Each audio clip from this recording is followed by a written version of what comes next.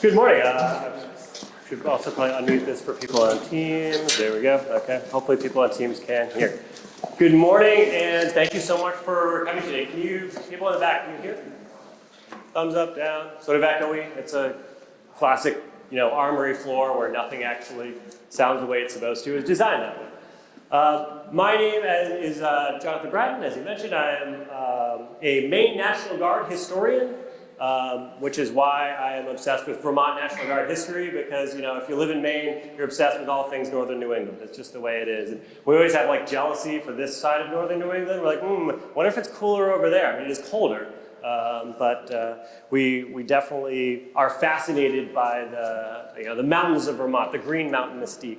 A little bit about my background. I am normally the historian for the Maine Army National Guard. I am also an engineer officer, and so in that capacity, I've worked with the 86 IBCT as commander of an engineer company that worked with the 86 through a JRTC rotation. I actually was enlisted as a member of Charlie Company through the 172nd, so my ties to Vermont go way back.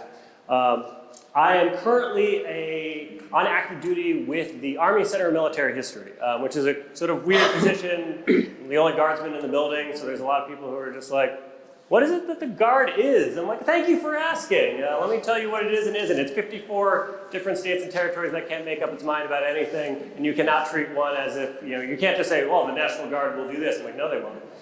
You have to convince every single state.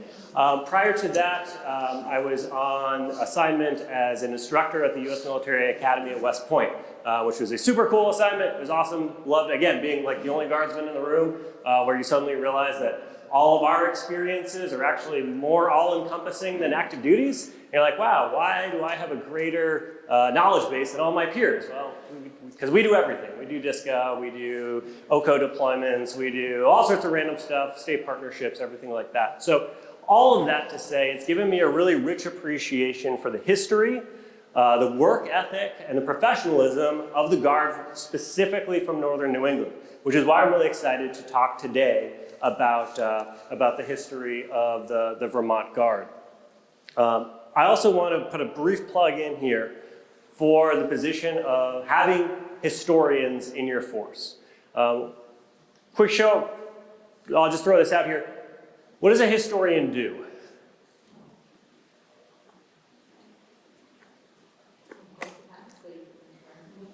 We write stuff down, yep, chronicles the past. What else do historians do? Analysis, yep. You gotta look at the stuff, figure out what it means, right? What is the importance of this? We link the present to the past. Link the present to the past, absolutely. Help us find meaning. There's one really onerous job, part of the historian job description, that as historians we don't like to, especially as Army historians, we don't like to talk about. And it's called collection. And everyone goes, oh, I don't want to do that. No, that's work. That's not me sitting there writing things and smoking a pipe and having a tweed jacket on. That's me going, hey, 86, I don't have your historical report on your last deployment. Or hey, where's the records for our COVID response?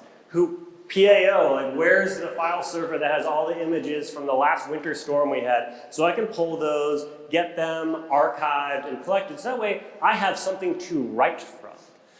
The historian's job, I recall back to 2020 and doing, as a historian, collecting on COVID response, all our units that were going out the door overseas, all our units that were at the southwest border, the massive mobilization in January of 21, and also being an MDA, still being an MDA guardsman, doing all the things, and realizing, wow, this is a lot. So collection is huge, because without it, 20 years from now, these would be a bunch of blank slides. There's not going to be a lot of history. So the importance of having appointed field historians, unit historians, or a state historian is for collection. Okay, I've said my piece.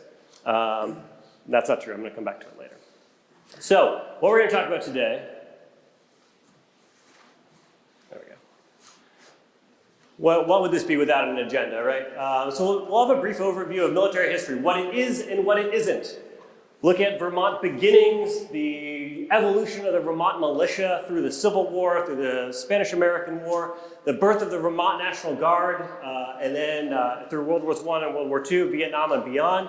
And then we're also going to look at the upcoming 250th anniversary of the Revolutionary War and look at what role Vermont can play with that. And through it all, because I'm a visual person, remember I started as an infantryman and as an engineer, so I like pictures. Pictures are great.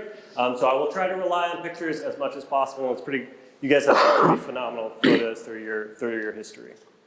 So, again, I'm going to throw this one out here. Why study history? We had one talking about linking the present to the past. What else? Why else do we study history?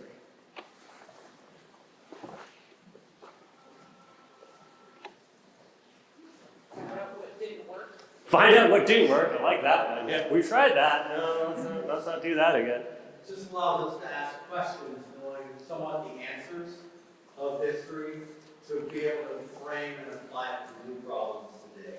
Problem solving, asking questions. That's like the root of it. And another one. So asking questions, problem solving.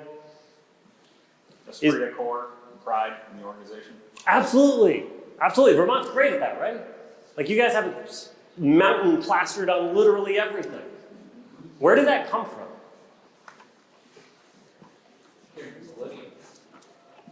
Tracking back even in history as they change throughout time. Because we're not the same guard that we were when that picture was taken. No. Specifically looking at, I'm glad you mentioned the lineage and the heritage, but like honestly, where does mountain come from? Okay. Did he start the Army Mountain Warfare School? Who started it? All right, does Vermont have the best mountains in the nation? So, of course it does. Does Vermont have the best mountains in New England? We all know the answers to these questions. How does this state that doesn't even have, quote unquote, the best mountains in New England get the Army Mountain Warfare School, get a mountain infantry battalion, and a brigade that is mountain themed? It's because of very conscious choices and conscious decisions that were made. When we talk about strategic decisions that like ring on in the future, man, I would love to have been, if any of you were in those rooms in the 80s when you were having those conversations, we need to talk afterwards because we need to figure out how the rest of the nation, all the other guards can do that. Because Vermont truly did a thing of going, we don't even have the best of this thing, but we are going to be the best at it. And that is the importance of unit lineage. That is the importance of heritage. That's the utilitarian aspect of history that I think a lot of people miss out. Because it wasn't just this just happened. The Army today was like, here, have a mountain warfare school, you get a jungle school. People made decisions, and that matters. The decisions of leaders matter. That's why we study history. These are things that get me excited, because when we look at the future and we look at the recruiting crisis of today, we can look at the past and we go, what decisions did people make? There's not necessarily going to be an answer there, but at least we're asking questions. So as always, when I ask questions, I turn to Army doctrine for answers, because it's very clear and well written. And no, it's not. But we like to start from a doctrinal foundation because we have Army doctrine, because it's there. So what military history is for? At its chief, at the top there, it says, provides the foundation for Army training. History provides the foundation for Army training. Literally, like, that one wasn't even one that came up as we were brainstorming, but it's the thing that we do the most often. History provides the foundation for Army training, education, esprit de corps, decision-making. Lessons of the past form the doctrines of the future. These lessons are not based on poorly recorded or understood events. History is a way to learn about armed conflict in all dimensions. Soldiers and units bond and fight with a common historical heritage. There's that esprit de corps. It is a valuable training for everyone from the individual soldier to the highest level leaders who make decisions about the Army's future. So that is what it is for. What it is not for. It does not produce solutions, and it does not guarantee success on the battlefield. This is one of the crucial pieces for us to understand, because a lot of times we can look at history from a utilitarian aspect of being like, well, what is this going to do for me? Everyone put on like your commander hat or your G3 hat, and someone comes to you and they say, hey, I need spot on the training schedule to talk about history.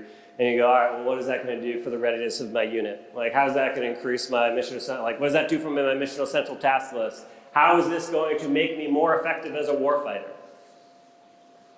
What it does, it promotes how to think, not what to think. If history rarely provides concrete answers, it offers insight and understanding. This also happens to be one of my absolute favorite photos from Vermont history. This is in World War I, the Vermont National Guard was all activated, it was all gone, so they formed the Vermont Volunteer Militia, essentially a state guard. And this is during their muster in 1918. This dog is like probably one of the most beautiful dogs I've ever seen in a National Archives photo. It is straight up posing. It is so here for it. And I love the shotguns and the mix and match of Army uniforms. It's absolutely phenomenal. That's my plug for the National Archives today. So what it is not for producing solutions. At the core of Army history is organizational history. We've already talked about it much. We talked about the 86. We talked about this mounted ethos. Organizational history is a command responsibility. Just like we talk about supply as a command responsibility, and as a commander, I will have like every single type of supply like branded into my brain because the G4 and the JAG and the PFO like held me down, or like, you will remember what you are financially responsible for. How many commanders are financially fiscally responsible for their history? We don't attach a line item to history. We don't attach that, but we probably should, because there is no history of Vermont in the global war on terror that's out there, that I know of. There's no history of the Maine National Guard in the global war on terror that's out there, because I've never written it. There are some histories of the National Guard in the global war on terror, and they are, well, how much do you think Vermont is represented in those if there's no recorded history of Vermont in the global war on terror? So 20 years of our own lifetimes, our own participation, sweat, blood, and tears, and what do we have for it? Because history is a command responsibility, but it is usually one that is tagged to the nearest lieutenant. Hey, write this thing as an additional duty, and you might get a good OER. So it is a command responsibility. It is a continuous process of identifying and preserving items that contribute to the growth and evolution of a unit's history. Institutional memory changes. Organizational history should be relied upon to improve decision-making, plans, and operations, increase individual and unit morale, as well as organizational esprit de corps. It's also going to be used to build public pride and respect for Army institutions. So it goes from the unit level all the way up.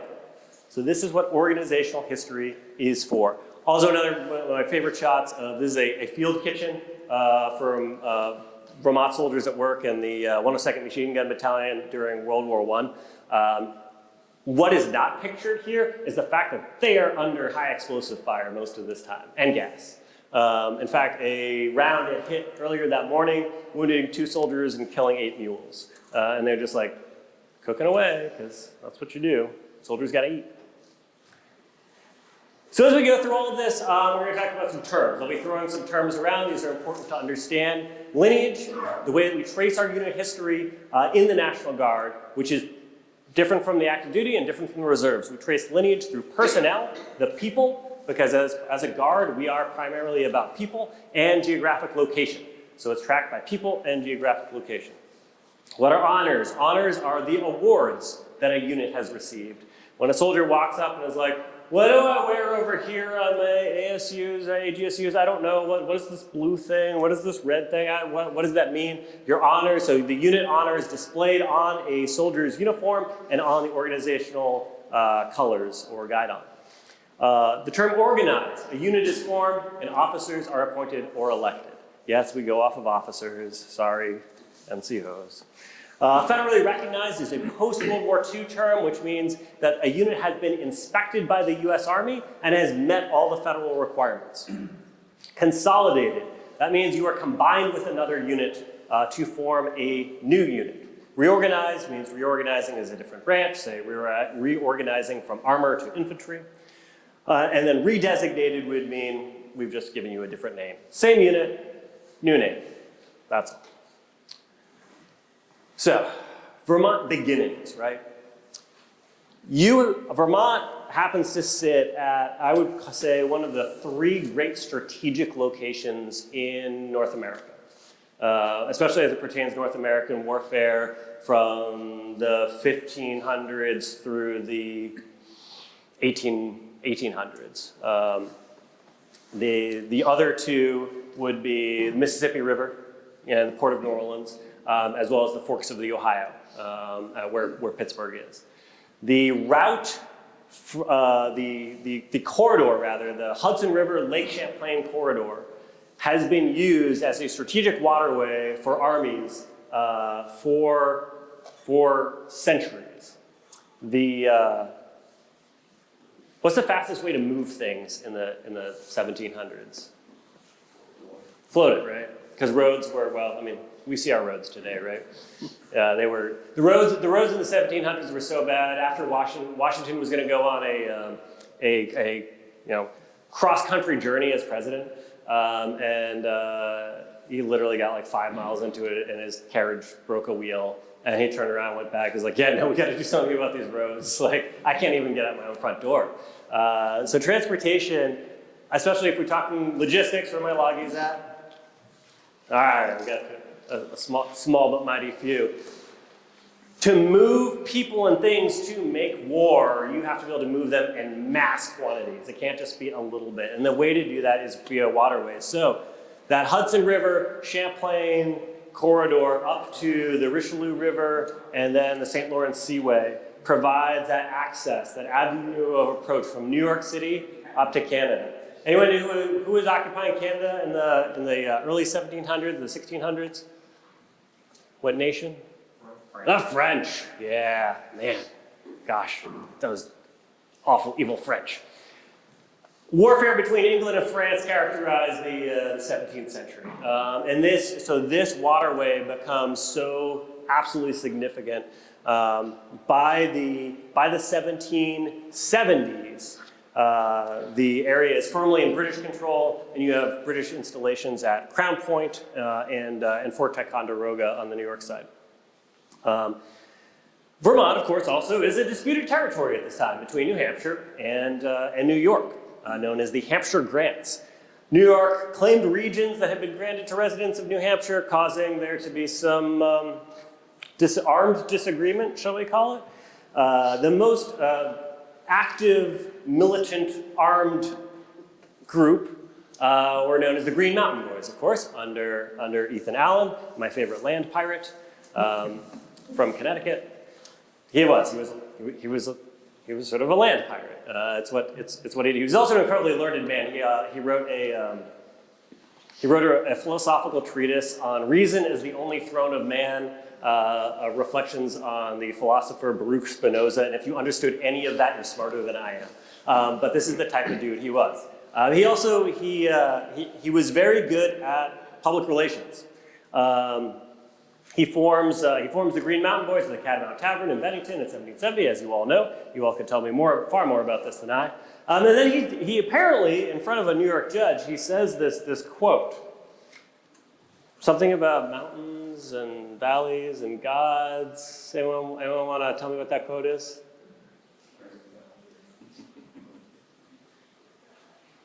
I expected to be like shouted it back at me with one voice.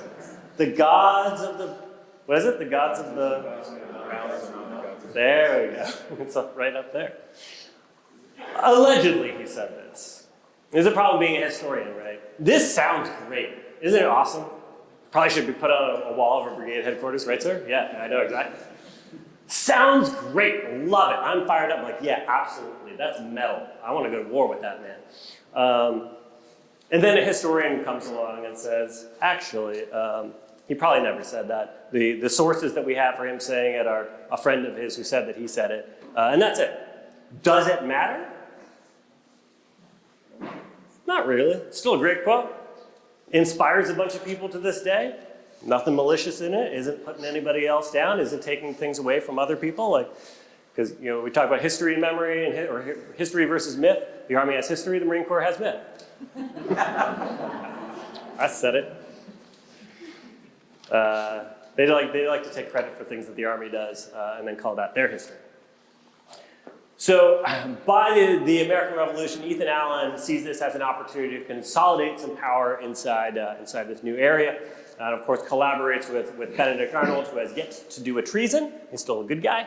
And they capture Fort Ticonderoga, overcoming the small garrison and capturing a wealth of artillery and ammunition, which the American cause desperately needs. Because like, well, we got a bunch of muskets, but we have nothing that goes boom on a large scale.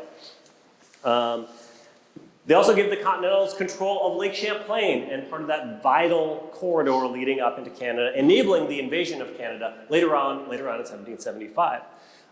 Ethan Allen and the Green Mountain Boys, well, the Green Mountain Boys are brought into the Continental Army establishment, so they're made a sort of a regular Army regiment. Congress says, New York, you will pay for them. And New York's like, we do not want to. They are literally outlaws. All of them are under arrest. We have warrants for their leaders in Continental Army. Yeah, don't worry about that. Just give them commissions and they'll figure it out. It helped that Ethan Allen managed to get himself captured on a recon into Canada where he's like, I'm gonna go see what this fort is. And everyone's like, that's a bad idea, we're not going with you. And so that's how he ends up getting taken prisoner, and his brother. And then Seth Warner take over the Green Mountain Boys. So they're known as Warner's Continental Regiment through the war. They are part of the Continental Army organization with the, they are engaged with, voted in as a regimental commander. Nope, that's a different slide. They are part of the Maine Army. What also happens in this region is the protection of the Champlain-Hudson corridor. So I mentioned Fort Ticonderoga, often called the Gibraltar of the North. The lesson here is just never call anything that's not Gibraltar, Gibraltar of the. Like, unless it's the original Gibraltar, like protecting Spain, don't call it that, because someone's going to take it, which in fact happens. But to protect the works at Fort Ticonderoga, which were not situated in a proper engineer-like manner, facing the enemy's avenue approach coming from France. They were actually oriented the other direction because of the way that the French had constructed the fort. They augment the defenses by constructing fortifications that what eventually becomes known as Mount Independence on the Vermont side. And as I mentioned, don't call things Gibraltar's unless it's actually Gibraltar. So Ticonderoga falls fairly rapidly, as Mount Independence does in 1777. The British advance down both sides of the lake, outflank the garrison, and essentially are close to cutting off their nearest line of retreat to Castleton. And the garrison commander makes the decision to evacuate. In order to evacuate, you kind of need to have a rear guard. So there's your rear guard that is appointed, the 11th Massachusetts, the 2nd New Hampshire, and Warner's Regiment making up that rear guard. And they are engaged by the British at the Battle of Hubbardton on July 7th, 1777. So one day after the evacuation. And they put up a hell of a fight. They're going up against the advance guard of the British Army. They are elite light infantry under General Fraser. And also German troops who show up at the last second because they had a slower march. I'm not kidding. They actually had the British quick march, where our quick march is adapted from, is faster per beat per second. I think its average is around like a 13 or 14 minute mile, something like that. Germans was like an 18-minute mile. So they got there slower, but they were actually ready for combat rather than like, oh God, that was awful. Well, I can't feel my feet. My shoes hurt. The Continental forces at Hubbardton put up a significant fight, first fighting alongside this hill. They were caught a little bit unawares, quickly rallied, held off the British. The British are able to eventually envelop the position with several companies of grenadiers on one flank, and then the Germans coming in on the other flank. Colonel Francis is killed, and the commander of the 2nd New Hampshire is, I believe, also killed, and the regiments have to retreat. What this does, though, it buys time. It buys time for the main force of the Northern Army to retreat towards Rutland and Castleton. And it halts further British advances in the 1777 invasion of northern New England. So what this does what it results in is the preservation of the main body of the Northern Army for action at Saratoga 2 months later. And of course, that is a great strategic American victory. Bennington, and this is by far, you want to talk about phenomenal quotes talking about Vermonters. So after Bennington, General John Burgoyne, commander of the British forces in invading New England at the time, writes, "The Hampshire grants in particular, a country unpeopled and almost unknown in the last war," that's the French and Indian War, "now abounds in the most active and most rebellious race on the continent and hangs like a gathering storm on my left." That should be worn as a badge of honor by every Vermonter. Most active and rebellious race of the continent. That's phenomenal. So why is he writing this? Well, because in August of 1777, Burgoyne detaches about a regiment and a half of German troops to go make a raid on Bennington because they're in need of stores. The Germans are in need of horses. They're actually a cavalry regiment that was shipped without horses. It kind of might seem familiar today, like when we're like, oh, we're a cav squadron, and where's our trucks? Oh, you're walking. Oh, cool, awesome, I like that. So they get word that there's horses at Bennington. They move in force to Bennington, about 800, 900 soldiers, and they run into 3 regiments of New Hampshire state troops under John Stark, who is insane. The man was absolutely bonkers, one of the greatest battlefield commanders of the American Revolution. This is a guy who understood warfare as an art, because he develops, and this is the thing that a state, when you're talking about like National Guard, like things the National Guard shouldn't be able to do. Regulars should be able to plan a triple encirclement of the German and British and Loyalist forces. National Guardsmen should not know how to do that. And yet there's John Stark, a New Hampshire, basically a New Hampshire National Guardsman, essentially, if we were to transpose terms of today back then, developing a very complex triple encirclement battle plan of a dug-in enemy with artillery, where he coordinates it perfectly, overruns all three German positions, great painting by Don Triani of the Vermont militia going over the top there, and completely destroys this task force that was sent out. Warner's regiment comes up later in the day and engages a quick reaction force coming from Burgoyne, holds them off, and then eventually they are overwhelmed and have to beat a hasty retreat. This is a massive victory for the American Army, done by the National Guard. So that's why the regular army doesn't like to talk about it. But Bennington is one of those key victories that eventually leads to the overall victory at Saratoga, just a little bit later. Warner's regiment is mustered out in 1779 when Vermont becomes an independent republic. Questionable things that are happening there, but I'm not going to make a comment. Vermont does get admitted as the 14th state in 1791, and unfortunately, its enrolled militia, as we call it, was not the best motivated or organized. Most of New England's was not at the time. After the American Revolution, things kind of fell into disrepair. It was organized into several divisions, was rarely active, rarely mustered. Like most of New England, Vermont was not an enthusiastic participant in the War of 1812. They kind of went reluctantly. But Burlington did serve as the basis for a large U.S. military cantonment for the war. The 11th U.S. Infantry was here. And as a mustering point for militia units en route to campaigns in New York and trying to invade Canada. It didn't work out. It's like Canada is like America's like Russia. Like we invade all the time. We can't quite, it gets cold. A bunch of New Yorkers are like, we don't want to cross the river. Yeah, gross. No, we're not going to. Literally, it was the Battle of Niagara was regulars fighting across the road Niagara and doing a pretty good job. They're like, all right, a little help, New York militia. And they're like, we don't, nope, our orders do not allow us. We're on state active duty, man. We can't cross international boundaries, sorry. So yeah, it was kind of a mess. The less said about the War of 1812, the better. But Vermont militia do play a role in the Battle of Plattsburgh in 1814, helping to build fortifications and eventually driving off the militia.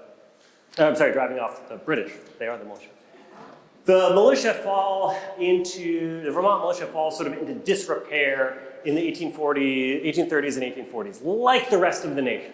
Pretty much everyone was trying to figure out, like, what are we as a new country? Like, do we have a regular army? Do we rely on our militia? I was like, we rely on our militia. Okay, funding for militia. We have no funding for militia. Cool, all right, that's not gonna bite us in the backside at any point. Nope. And so it's not until 1858-59 that there is a reorganization, a serious reorganization in the Vermont militia.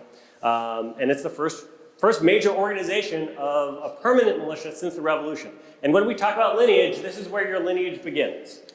So unfortunately, because the militia was in such disrepair from the War of 1812 all the way through the 1850s, there is no Vermont unit that carries a lineage past this point. So 172 Cav, this is where it all begins. And the 8 companies of Vermont militia that were chartered in 1858-59. I just want to read a quote. When I talk about when militia was not organized in bad repair, what does that mean? All right, well, so I'm going to read a quote from the Rutland Daily Herald, I think 1859, talking about these new organizations of militia. And hearkening back to the good old days. Quote, those gingerbread and sweet cider days of June trainings and militia musters, alike joyous to grandsire and grandson, when the 3 principal motions of a cavalry regiment were said to have been to, quote, get drunk, fire, and fall off. And when the displays usually ended in a sham fight, more dangerous to the actors therein than was many a real one we read of, these days, we say, belong to the past. And though some of us may cherish a pleasant recollection of them, there let them remain. So talking about, these were parties. The militia musters of the old days were parties, and people got drunk and fired off guns and fell off horses. And so this is the first attempt to modernize the Vermont militia. This is happening at around the same time across northern New England that militias were becoming more serious. And they were like, we want to go by U.S. Army regulations. We're going to buy uniforms that look like the U.S. Army. We're going to stop playing dress up, because a lot of it was kind of just playing dress up for rich white kids. That's a lot of the old companies are like, wow, so your dad's got a lot of money. I get it. This was trying to make it actually for the common defense, and so Vermont is organized into by counties into four regiments. And what a really great timing of that, 1858-59, because by 1861, after Sumter is fired on in early April, by April 15th, President Lincoln calls for 75,000 volunteers to come from the states. So that's on April 15th. By April 19th, 4 companies of the Vermont Volunteer Militia had volunteered their services to the governor and would go on to form the 1st Vermont Volunteer Infantry Regiment, which is a 3-month regiment formed out of 10 existing companies of the organized militia. Officers from the Vermont Volunteer Militia serve pretty much in all of Vermont's units throughout the entirety of the Civil War. This mobilization time for the 1st Vermont is pretty incredible. Think about it from our modern day standards. So get called up on 15 April by the president. By the 19 April, 4 companies had assembled, and by 13 May, after mustering south of Rutland, the 1st Vermont is in Virginia. So you have less than a month from home station, organization, here's some possible, they actually do get equipped with better rifled muskets, and then they are crossing over into Virginia. They're one of the first units to occupy enemy-held Virginia.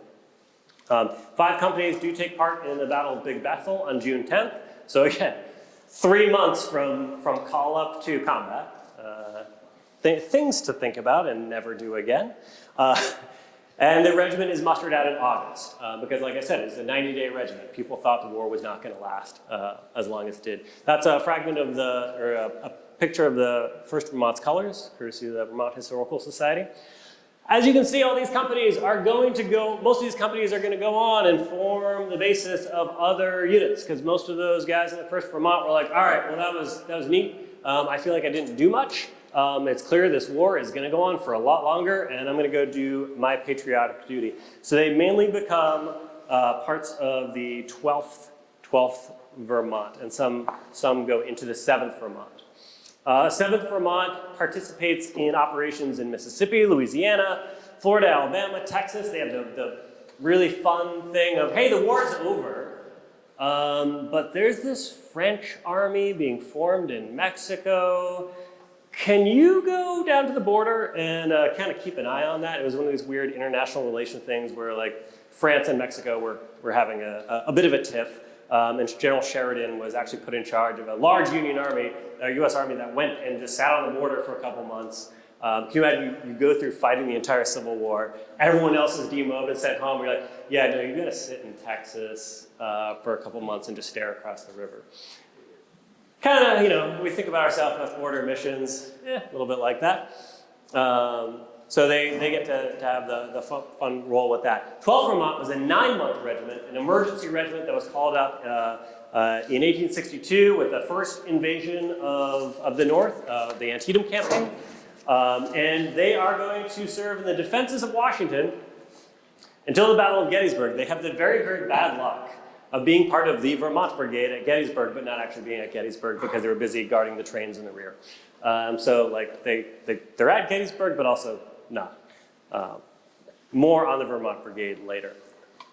One of the things I wanted to talk about when we talk about like what does it mean to have institutional memory, institutional heritage, Battle of Monocacy. So there's no Vermont Guard unit that has lineage to the Battle of Monocacy, but there's a bunch of Vermont Guardsmen, pre-war Vermont militia, or guys from the 1st Vermont who were serving at Monocacy. Anyone ever heard of Monocacy before?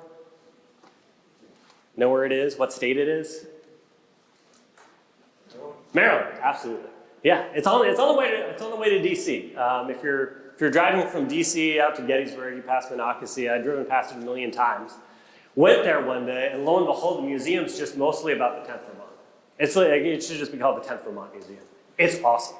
Because why? Because there's only a few. What happens is in the summer of 1864, a large Confederate force moves up the Shenandoah Valley to move against DC.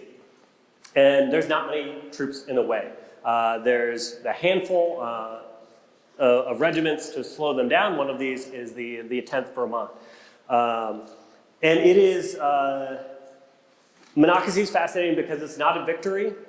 The 10th Vermont does not hold their ground to the last man type thing. They have to fall back and fall back and fall back.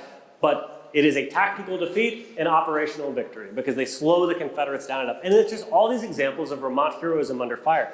This great quote from Private Daniel Freeman, quote, as they're defending this rail bridge and trying to keep the Confederates from executing a crossing of the Monocacy River. I saw one of my comrades under the Pike Bridge fighting a dozen Johnnies, Confederates, charging down the railroad towards him. He was riddled with lead.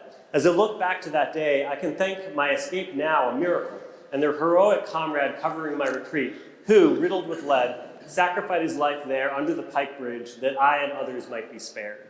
And today we would say, Medal of Honor for that person. But that's, it's modern day. This is an image of the 10th Vermont position. They're holding this beautiful military crest, and the Confederates come in and get canalized down to this valley and absolutely schwacked. It's a really great Vermont site. As Sergeant James Reid says, speaking of from that position, the rebels attacked, charging in several close lines on our single line. They were repulsed twice with very heavy loss. The road and the yard were literally full of them. So though Monocacy is a U.S. defeat, the 10th Vermont's rearguard action buys time for further U.S. troops to get into position and block the Confederates from threatening D.C. And I love the 10th Vermont's monument. I have a joke. if you see a rock with a plaque on it somewhere, that's a New England unit. Like, that's just someone from New England did something there. If you see a giant mausoleum that can be seen from space, that's probably Pennsylvania or New York. Like, that's all their monuments. For us, we're like, so we invented America, here's a rock. We saved the day at Gettysburg, here's a rock. Pennsylvania's like, we work here. Erect this thing that can be seen from the International Space Station. So this is the Vermont, the 10th Vermont's monument. And as depicted on the 10th Vermont monument, DC needed to be saved, quote, and we saved it. Just like the most understated, and we did that, and then we had lunch. But it's a great battlefield for talking about Vermont valor. Case in point, George Davis enlisted into the 1st Vermont Infantry in 1861, so he's one of those original, we'd call him an original guard guy, an OG. He re-enlisted in 1862, appointed a second lieutenant in the 10th Vermont Infantry. This is also a trend where you see militia guys, pre-war militia, who are like a private or a sergeant, and then when war happens, they're like, can you go be a company commander now? Try to think about that today and thinking about like the E4s, E5s in your formations and be like, so if large-scale combat operations happen in a war with Russia or China and we have to grow the army by 10, oh God, my specialists are going to be company command. Oh boy. So it'll either go great or it'll go weird, one way or the other. So he's a lieutenant by this point. And with a small detachment on July 9th at Monocacy, he leads that defense of the Pike Bridge. He has basically 30 to 40 soldiers. Holding off essentially 2 brigades of Confederates from crossing this one bridge, and they put up a hell of a fight and are able to hold it until they're able to burn the bridge and fall back. And so he receives the Medal of Honor for his heroism in 1892. It's not just the war front, right? We have the home front. The Guard is always ready, always there. So of course, we all know the St. Albans raid, right? You all know it better than I do. Reading about it, I'm like, oh, I forgot that this thing happened in history. This weird, strange things. But George Conger enlisted in the St. Albans Ransom Guard in 1858-59, one of the very first organized Vermont militia units, so pre-war guard guy, as we call them. Commissioned as second lieutenant, yeah. Enlists private, and it's war, you're a lieutenant now. In the Vermont Volunteer Militia, and in 1861 he recruits Company B, 1st Vermont Cavalry. So company commander now. This guy's rising on through the ranks. After his term of service is done, he comes back home to St. Albans. And, that had to be a hell of a thing. Like, you've just gone from being, 1st Vermont Cavalry, by the way, is an incredible unit. They are in action all over the place in Northern Virginia, Northern New England Cavalry, 1st Maine, 1st Massachusetts, 1st Vermont. Incredible stories because these guys are doing what we would today call counterinsurgency operations in the Northern Virginia counties, where they're doing intelligence collection, reconnaissance, screening armies, cav stuff, which as my cav friends call it, jib jab, cav stab, where they just hit each other with swords for a while and wear funny hats. But they're really one of the most veteran organizations in the Union Army. So he's just seen a lot of heavy action, gets back home, and all of a sudden there's Confederate raiders coming through his town robbing banks. He has a great quote, "It's a raid, bring out your guns and fight." So he forms a posse, pursues them across the international border. He was not like the New York militia in the War of 1812, no qualms about going across the border and causing a major international incident.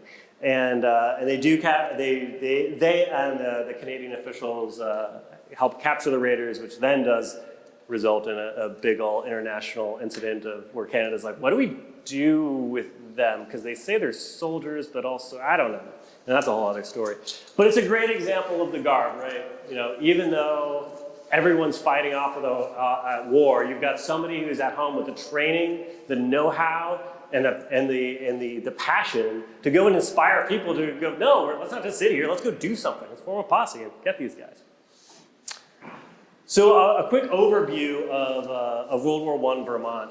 Sending 17 regiments of infantry, 3 batteries of artillery, and a regiment of cavalry, and 3 companies of very good sharpshooters through 1865. The most famous organization was the Vermont Brigade, as it is often called, but there were 2 because everything is confusing. So the 1st Vermont Brigade, where the 2nd, 3rd, 4th, 5th, and 6th infantry. These are 3-year regiments, and the 2nd Vermont Brigade was the 12th, 13th, 14th, 15th, and 16th Infantry, which were the 9-month regiments. And the lineage of the 1st Vermont Brigade is, and the 7th to 12th is carried today by the 172 Cav. This is probably one of my favorite monuments at Gettysburg. Took it a couple weeks ago, hence the snow. He's standing on an axe. I don't know if you can see that, a little bit of an axe there. Anyone know the story of Lieutenant Stephen Brown? Sir?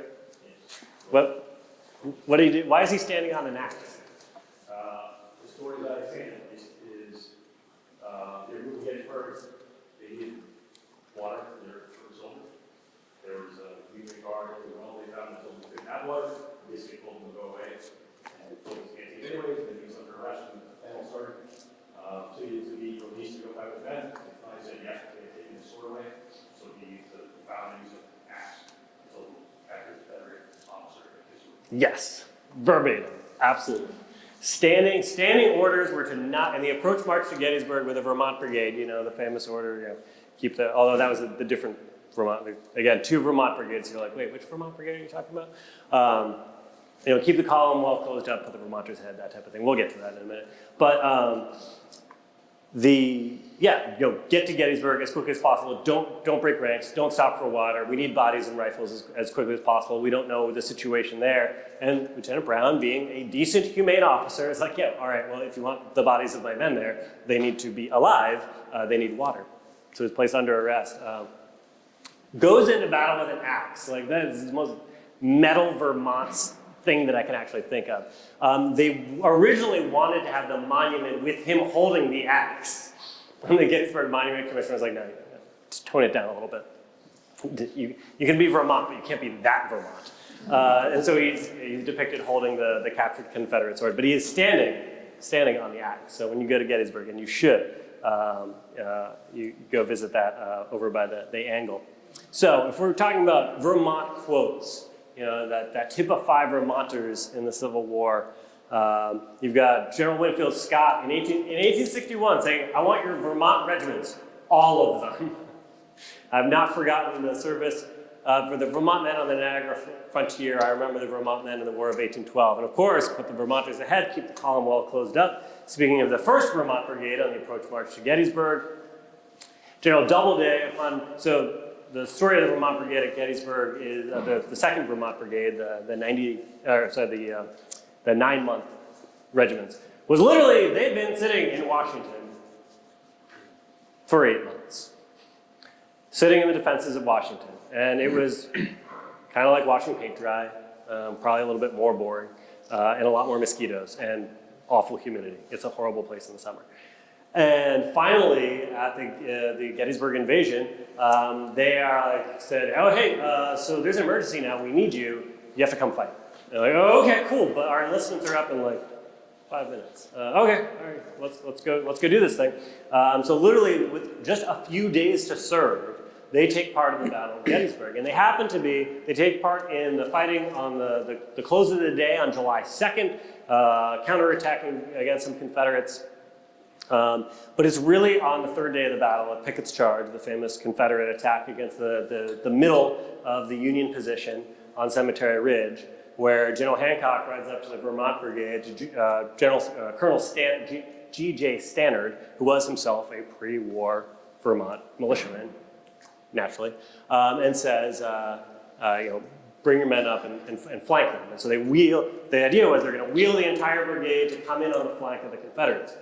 These units were so raw that they had officers from all across the Corps following along very closely because they were actually worried that in the movement of just wheeling them, they were going to break under fire and run away, which is why General Hancock, the Corps commander, was right next to them during this operation and gets shot. We won't say it's Vermont's fault, but it's his fault, being in the wrong place, wrong time. But it works magnificently, absolutely shatters the entire flank of the Confederate assault. And General Doubleday, really underrated general, but that's a story for another time, says, glory to God, see the Vermonters going, as he sees them crush the Confederate flank. Great quote from Lincoln: "I do not care to see any major generals. I came here to see the Vermont Brigade." That sounds about right. And then General Meade, speaking of the 2nd Vermont Brigade at Gettysburg to a reunion in 1866 of Vermont troops. There was no individual body of men who rendered greater service at a critical moment than the comparatively raw troops commanded by General Stannard. So that's just a brief overview, a summary of Vermont in the Civil War. There's tons more. Cedar Creek, we were talking about earlier, is an incredible Vermont battlefield. The Wilderness is an incredible Vermont battlefield, but we have to sadly move on to other conflicts. How are we doing on time? Cool. You guys doing okay? Do you need a break? All right. We're gonna drive on for a little bit longer. There will be a break, I promise. The time between the wars is another time of rebuilding. In 1898, the U.S. goes to war with Spain. The militia is in a better state than it was prior to the Civil War, but it's still a little bit raw. So by 1898, Vermont had tried some interesting things with force structure, we'll call it. Anyone ever been in, I can't remember if you guys had multi-component units back in the 80s. Maine tried a multi-compo unit that was regular Army, Reserve, and National Guard, all in this one air traffic control unit, and it went exactly as you would expect it to go. Not great. They have not tried it again. Vermont tried an interesting thing in the 1880s where they tried four regiments with 3 companies per regiment being of the volunteer militia. So basically we call it the National Guard. And then the rest of the companies of the enrolled militia. Those are those who are under the militia law required, 16 to 40, required to muster. It's the drafted population, essentially, those who are eligible today for selective service, who are required to do a 1-year muster. Well, that 1-year musters weren't exactly happening yearly, so not exactly in the best shape. But we would today sort of call it like a joint National Guard and like inactive National Guard, or like National Guard Reserve type unit. And it went horribly. I feel like we can't get anyone to show up to muster. Like no one's coming to drill. We can't motivate them. The officers don't know their stuff. All right, let's canvass. But they tried it. It was an interesting idea. We talked about like trying new stuff out. So by 1898, it consists of the 1st Vermont Infantry and the Vermont Light Battery of Artillery in Brattleboro. And nominally Norwich, but Norwich is so confusing, and the weird thing that they do with the 1st Squadron of Cavalry, I'm not even going to touch it because it's a lineage nightmare, and it's Norwich and whatever. I went to University of New Hampshire for grad school, so and ROTC, so there's enmity there. University of Vermont's cool though. So the 1st Vermont gets mobilized. Again, we talk about fast mobilization. 1st Vermont responds. It gets called up on May 2nd to all 12 companies assembling at Camp Olympia, here, essentially, from May 4th to 7th to a strength of 1,080 officers and men. On May 21st, so 2 weeks later, these mobilization times are fantastic. 1st Vermont breaks camp and begins the long rail and steamer trip to Camp Thomas in Chickamauga, Georgia. It's the rally point for thousands of National Guardsmen. We're still trying to figure out how do we mobilize the Guard for this, because now, like, the National Guard hasn't officially become a thing. It doesn't officially become a thing until 1903. However, Vermont's calling itself the National Guard of the state of Vermont. Maine's calling itself National Guard of the state of Maine. Most of the states are calling themselves National Guard. We've moved away from the militia. And the federal government is trying to figure out how do we mobilize rapidly for an overseas war. We haven't done this before. How do we get troops to Cuba? How do we get troops to the Philippines? What are we doing? The activation, the war declaration was so rapid. The Army was not prepared for it. The Navy was, because Teddy Roosevelt had been preparing for the war and kind of pushing for it as the Undersecretary of the Navy for a while, and buying all of the Army's ammunition that it needed for the Navy, which did not help things at all, but that's, again, another story for another time. Simply put, the Army was not prepared for a war in 1898. And what happens with the Guard is an absolute tragedy, because most of the Guard gets called up as volunteer regiments. They mobilized out of Camp Thomas, Georgia, which was not equipped as a mobilization station at all. Conditions in the camp were horrific. The regiments, like most regiments, didn't have the proper equipment for sanitation, for canvas, for sleeping in tents. Disease begins to run incredibly rampant. The regiment's first death was musician William Spafford of Company K, who died of fever on June 1st, 1898. First of 9 men to die in camp. Another 18 more died when the regiment returned home. The chief killers were typhoid fever, dysentery, and malnutrition. Out of the 1,080 men called up, 658 were stricken with disease.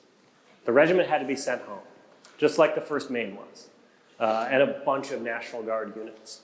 So when we talk about things that happen in history of like, let's not do that again, the mobilizations, the 1898 mobilizations were so disastrous for the National Guard and the regular army as a whole. We lost far more men, astronomically more men of disease than we did combat losses in the War of 1898.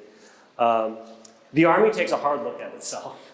It's like, okay, so maybe doing things the way that we did them since the Civil War was not the best thing. We could probably do better.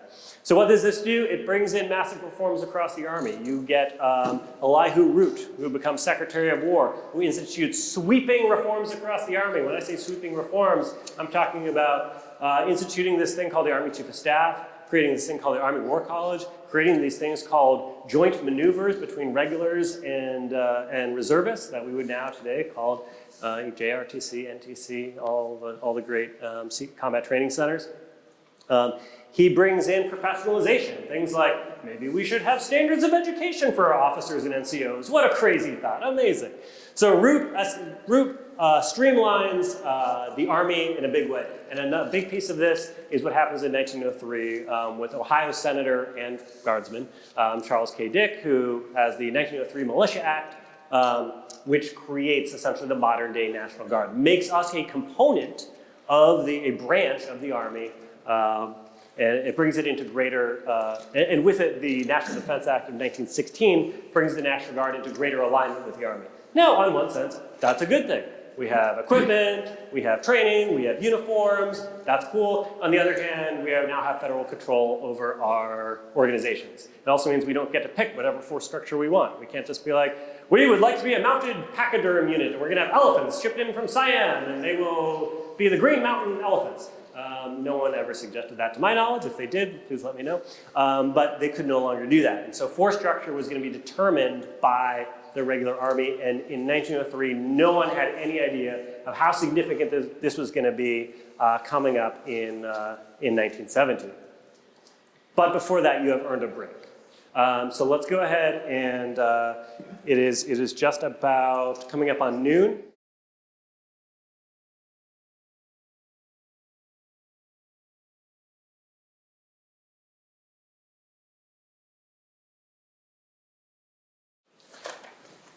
Come on, technology. There we go. All right, so that brings it up to 1916. Mexican border activation of 1916. There's through 1914, 15, 16, there's a civil war going on inside Mexico. Multiple sides at war with each other, and multiple sides wanting to draw the United States into said conflict on their side. They'd like to have that U.S. assistance. Violence spills over across the border, causing a couple things. One, there's a punitive expedition of the regular army that actually goes across the border, chasing Pancho Villa, who's one of the leaders of one of these warring groups. For everywhere else, though, all the other states are like screaming because they're like, oh, we are having people coming across our borders, there's violence in our cities, we need protection.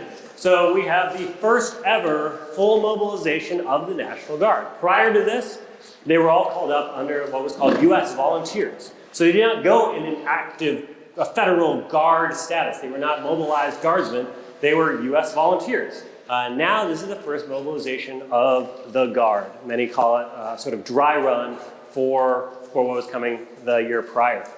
Phenomenal quote about the mobilization experience from a guardsman It was one of frustration, confusion, and mismanagement from beginning to end. But for all that, it did get pulled off.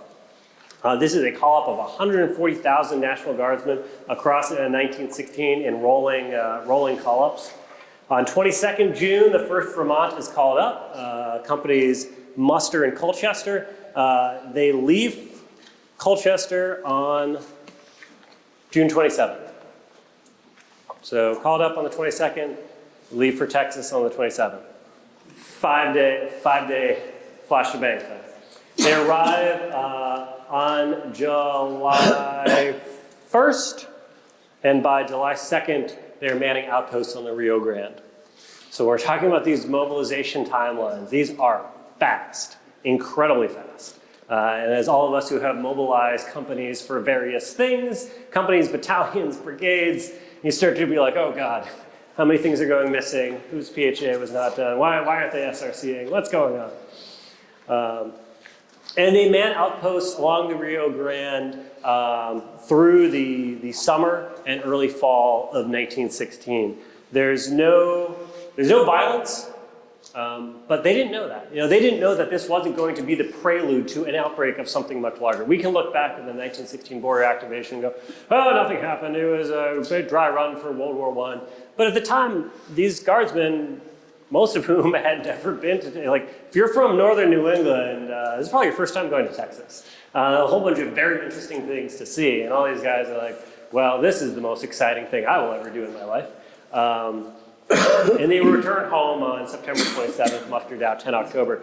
Great letter home from the 1st Vermont on 10 July 1916. Talking about how companies C&M and the Hospital Corps were sent goggles from generous friends at home. So when the state doesn't provide you with, if the Army doesn't provide you with the required stuff, your friends just buy them from home and send it overseas to you or send it to the border for you.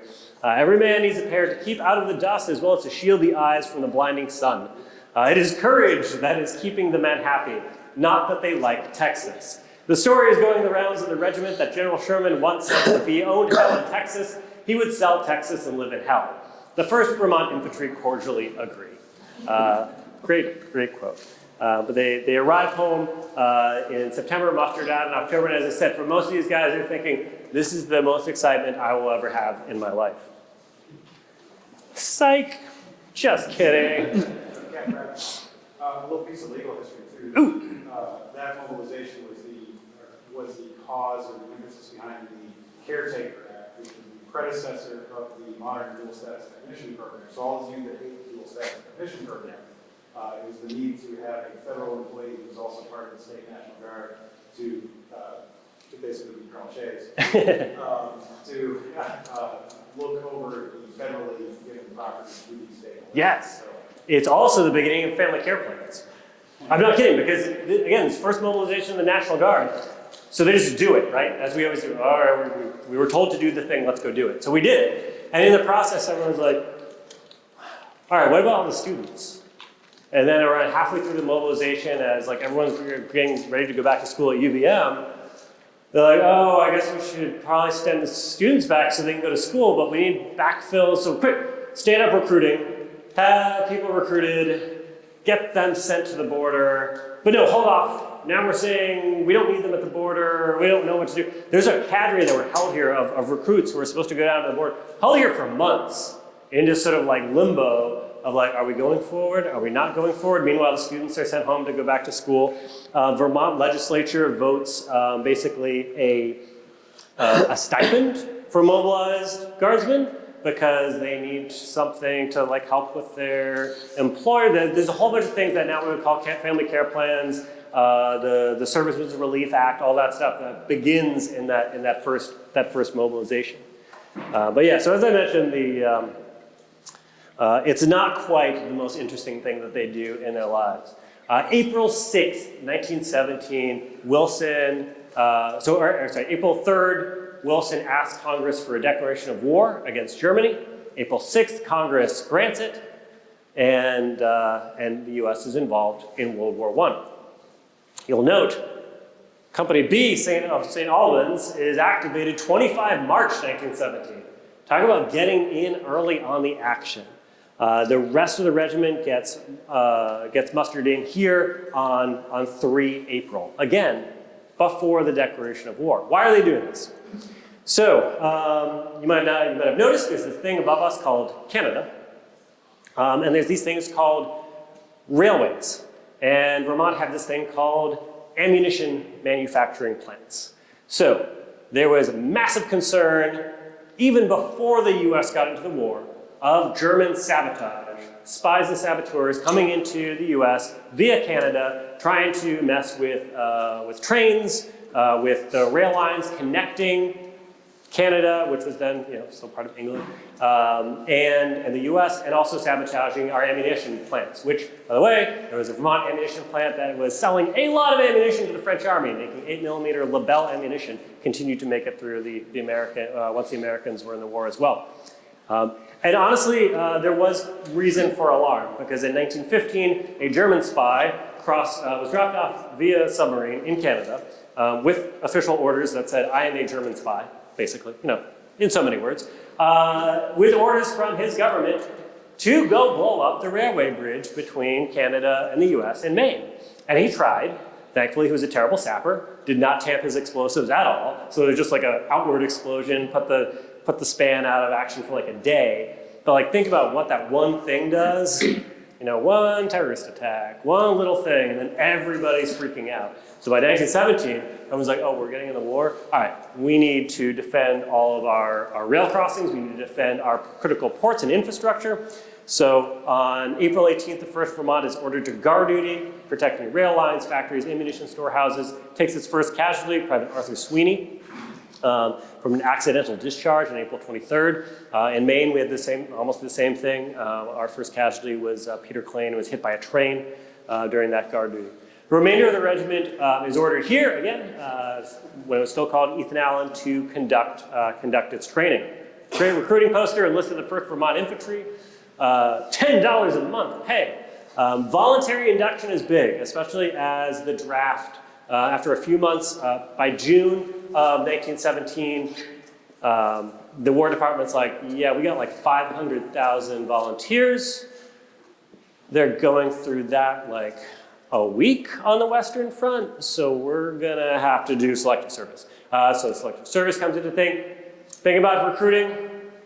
Man, what a great selling point, right? Hey, join the Vermont National Guard, you'll go to war with your friends, you'll have your pick of your MOS, or you can get drafted and go off with a bunch of random strangers doing God knows what. So a bunch of people join the National Guard. And so the regiment is ready, the 1st Vermont is ready to go off to war against the Germans. And then the War Department steps in. So you remember I said that in 1916, National Defense Act gave the Army a lot more authority.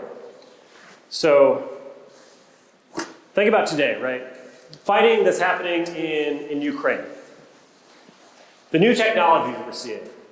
Drone warfare, we're seeing information warfare, cyberspace becoming a much more dominant domain. We're seeing technologies and tactics being used in whole new innovative and creative ways. That might be very, very different from the last 20 years we've done things, the way we've done things for 20 years. And so if we were to think about fighting the large-scale combat operations today, it might necessitate changing how we do business. It might necessitate breaking up a bunch of units and forming new ones, because the old ways that we've done things aren't working now. Because this is the exact position that the Guard of 1916 is put in. They're told, hey, those 20 years of experience you've had, so if you're in the Guard in 1917 and you've done 20 years, let's see, you've probably mobilized as a private or a lieutenant in 1898 to go to Cuba or the Philippines or go to get disease in Georgia. You've probably taken part in a couple joint maneuvers with the regulars, whether it was at Bull Run or Connecticut or what will someday become Fort Drum. And you've probably got some domestic response missions, right? Responding to a house fire, a flood, something like that. And if I look back at my career, I can say, yeah, I did, did a couple Vermont flood mission, did an overseas deployment, got a couple CTC rotations. Something like that. So that very similar to our past 20 years of things. And then they're told, hey, take everything that you know and throw it out the window. Because there's these things called airplanes. Don't know if you've seen these. Like the war that was here is now up there. The war is also not just things that explode. It's also this thing called poison gas. Also, we have these things called telephones and field telephones. And so communication is entirely changed. So we need you to be able to communicate via telephone under fire of high explosive. Also, artillery is entirely changed. Everything is shifted. Also tanks. Here's all this new technology. How do we fight a war? And the War Department's like, crap. We have to change about 100 years of doing things. We have to take everything and throw it out the window. Our sacred organizations, all our units that we know and love, like the 1st Vermont, goes away. And if you can think about it, the 1st Vermont was your organization. Just like in Maine, the 2nd Maine was our organization. You came up in it. Your dad came up. Your grandfather. Blah blah blah. You know, these are units that went to war in 1898, in 1861, and in 1917, with a stroke of a pen, the War Department demolishes them, and they create the federalized National Guard, and in a division force structure. So New England becomes the 26th division. The New England National Guard is all formed into that, and all the old organizations are broken up. So what I did is, handy dandy chart, which is probably way too small for any of you to see. But I broke out where the 1st Vermont goes. Most of the 1st Vermont, 672 personnel go into the 101st Ammunition Train, which we'll talk about what that is a little bit more later, which is today 172 Cav. 193 personnel go into the 102nd Machine Gun Battalion, which today is 1st Battalion, 101st Field Artillery and the Mass Guard. You have the 209 soldiers go into the 101st Machine Gun Battalion, 265 go into the 103rd Infantry, which today is the 133rd Engineer Battalion in Maine, and then 50 go into the 102nd Infantry, today's 102nd Infantry, and 224 go into the 103rd Machine Gun Battalion, and all those who are left over, all 325, go into this thing called they go into a limbo land of, what do you do with us? You just broke us up.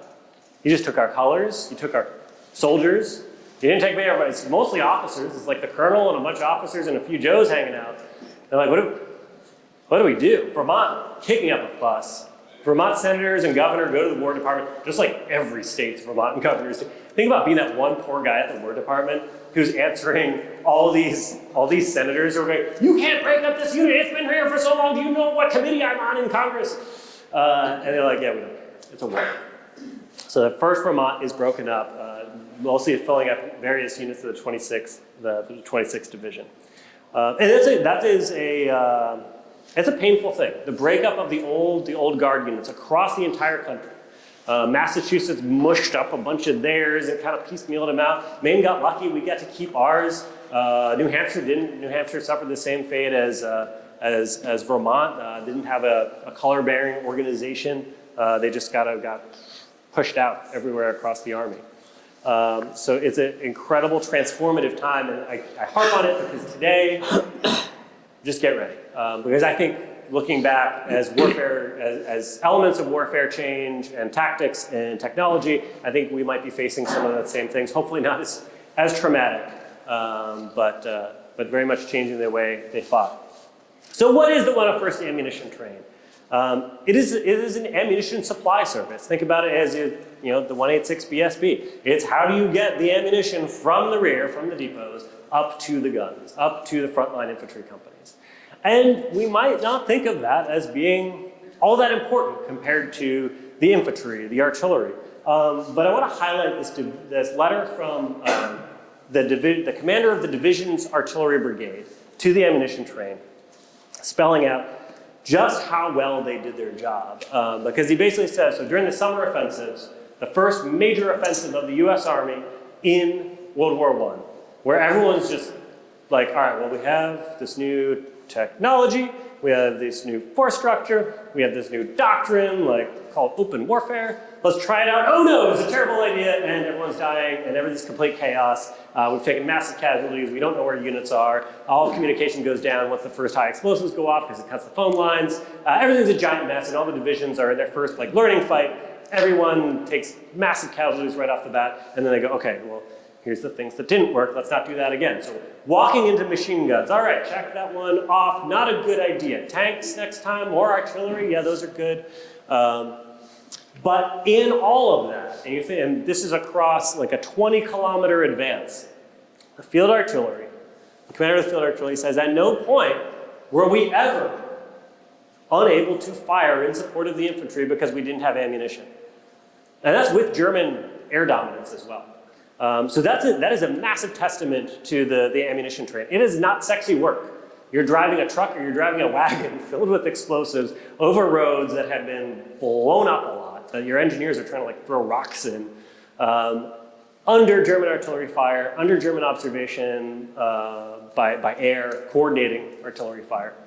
And never once did the guns go silent because of that. Great shot of French kids waving to soldiers of the 101st Ammunition Train moving through their first front in April of 1918. But and actually the 101st, after the first initial push of the Second Battle of the Marne, the 101st Ammunition Train did not get relieved with the rest of the division after they were like, well, you've taken 40% losses. You all could go to the rear now and reconstitute. But the artillery and the ammunition train and the engineers actually stayed in place and supported the 42nd Division and the 4th Division in their succeeding offensives. And so this role of ammo resupply, as they discovered in World War I, was so massively critical. So what is the Yankee Division, the 26th Division that I mentioned? So the 26th Division formed out of all the New England National Guard units in World War I. It is the first full Army division to reach France. Great, amazing, wonderful very guard-specific story about that.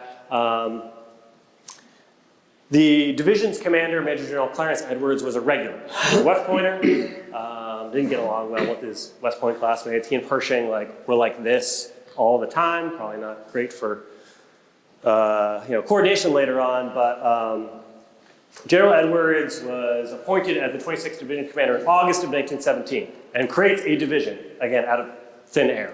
Here's a bunch of guard units. Form them into a 28,000 person division that can be capable of conducting modern warfare.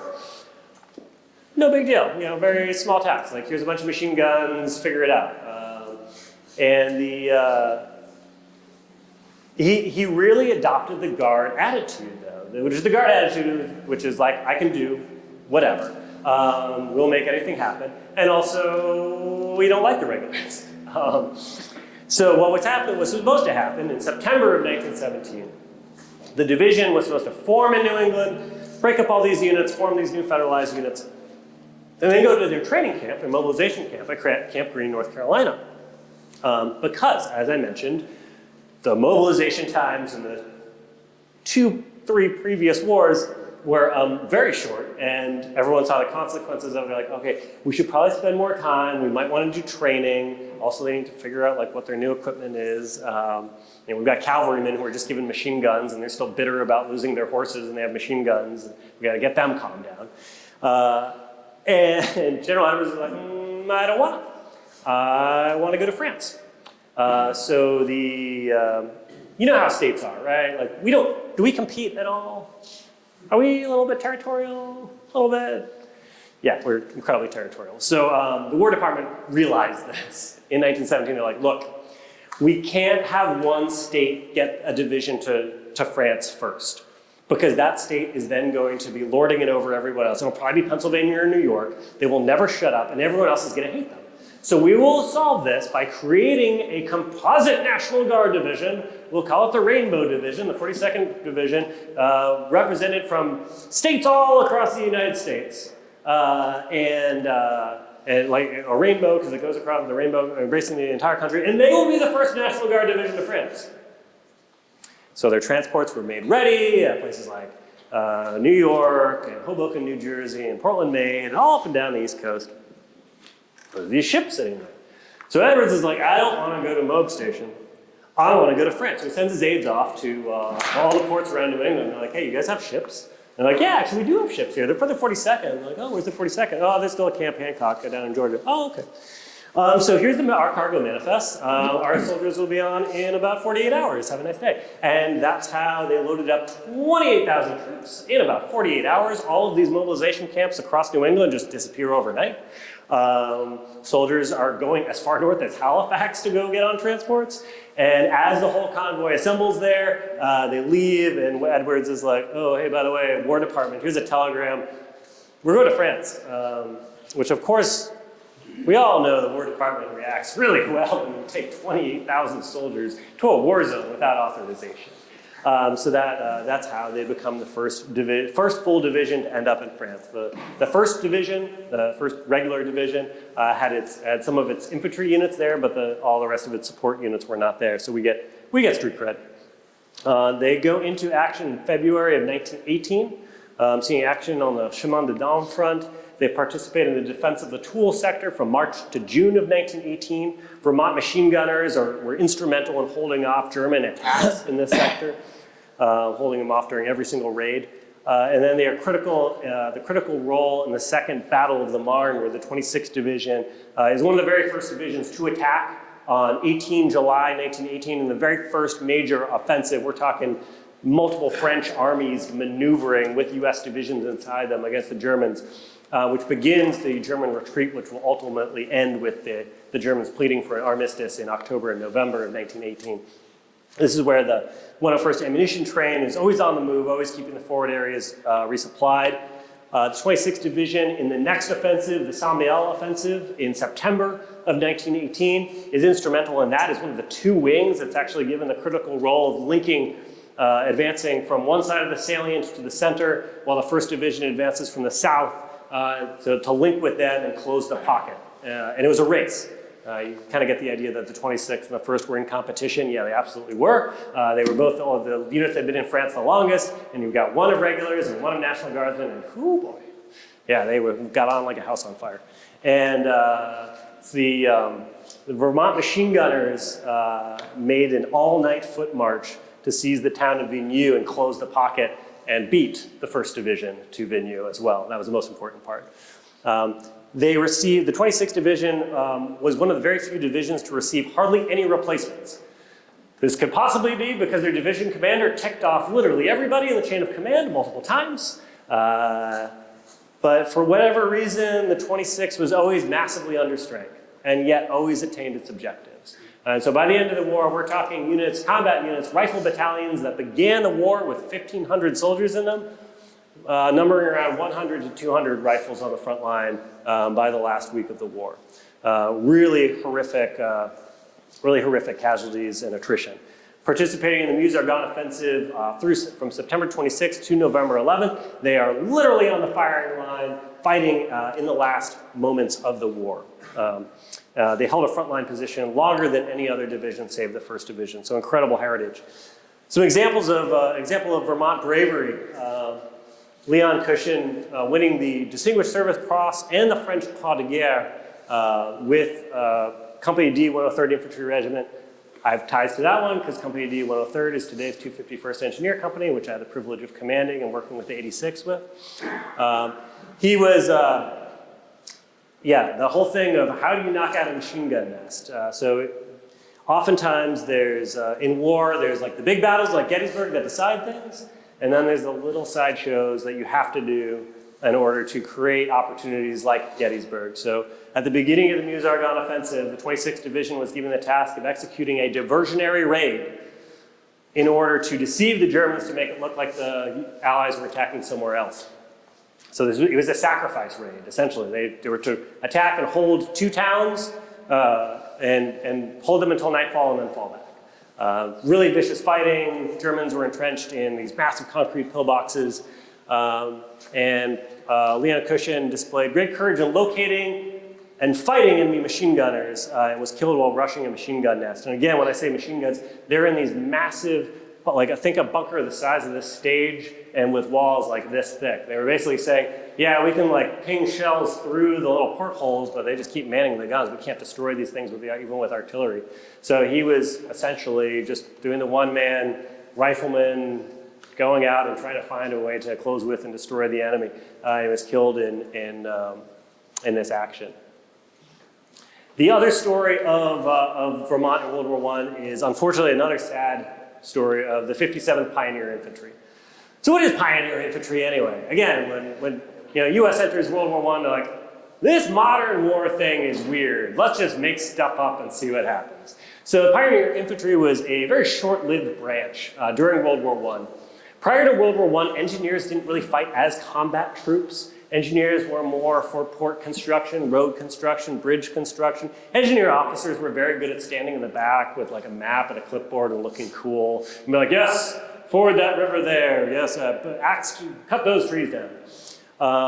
Pioneer infantry was meant to sort of bridge that gap. Engineers that could fight as infantry, they would be like, sappers, interesting. So it's an experiment in troops doing temporary construction and fighting in an offensive if needed. The concept did not survive World War I. Lots of New England units, New England National Guard formations that were not selected to join the 26th Division become pioneer infantry regiments. Unfortunately, so the 57th, they go down to Camp Green, North Carolina, where they are filled with draftees, essentially, and they head over to France. Unfortunately, this is the exact same time as the Spanish influenza was hitting. And quote from the regimental commander, this is the march from the mobilization camp to the ships. The victims of the epidemic fell on either side of the road, unable to carry their heavy packs. Some threw their equipment away and with determination tried to keep up with their comrades.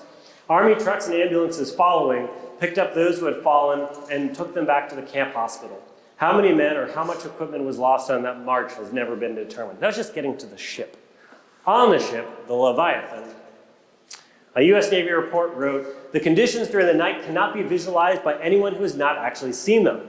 Pools of blood from severe nasal hemorrhages of many patients were scattered throughout the compartments, and the attendants were powerless to escape tracking through the mess because of the narrow passages between the bunks.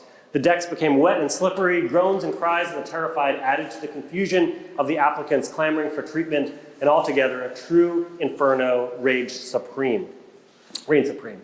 Over 200 soldiers died in the crossing from the 57. That's even before you get into France. And then die of the influenza once they are in France. And then they go on to serve briefly in the Meuse-Argonne offensive. But once again, it's one of these sad episodes of where disease is taking such a massive toll. And I remind myself how lucky we are in the days to live after penicillin is established, and we have better chances of dying from enemy combat than disease. During the interwar period, there's a massive reorganization of the National Guard. So the 26th Division is basically just Massachusetts in the post-war era as we're rebuilding. They create a new division, the 43rd Infantry Division, that consists of Vermont, Maine, Connecticut, and Rhode Island. The 1st Vermont is reconstituted as the 172nd Infantry Regiment, consisting of 3 battalions. Vermont actually shared the 86th Brigade headquarters, and I got into a big old argument with my friends in DC when I first discovered the piece of paper that said that the 86th Brigade is allocated and constituted to the Maine National Guard in the 1930s. And I went to them and I said, no, give us back our brigade. It's Maine's. And they're like, here's the paperwork from the 19 whatever that says it's Vermont's now. I'm like, oh, come on, guys. I tried. So the command of the brigade actually went back and forth between Maine and Vermont. They traded commanders. Kind of sounds a little bit familiar to some of the 86 things today. Vermont also gained companies of the 118th Medical Regiment, as well as the 118th Quartermaster Regiment. So again, filling out that full divisional line. They also had a section of the 43rd Division staff that was allocated to Vermont. The 172nd was called up for service 4 times during the interwar period, twice for floods in 27 and the big, massive New England floods of 36. which the flooding this past couple months reminded me, seeing pictures of it reminded me of that. And then for paper mill strikes in 21 and granite worker strike in 33.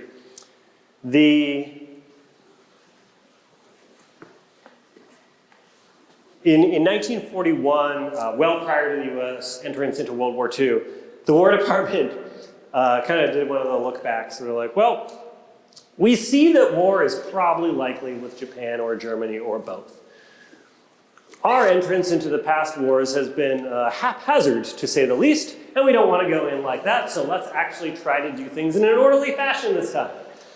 So what happens is they do a number of things. One, you have the first peacetime draft in 1941 that Congress authorizes. You call it the federalization of the National Guard, and then filled up with draftees, because Guard units were not authorized to fill to 100% strength the way they are today. And so with the call up of the National Guard, the 43rd Infantry Division is activated on February 24th. By March 19th, the entire division had moved out of New England and into its new home of Camp Blanding, Florida.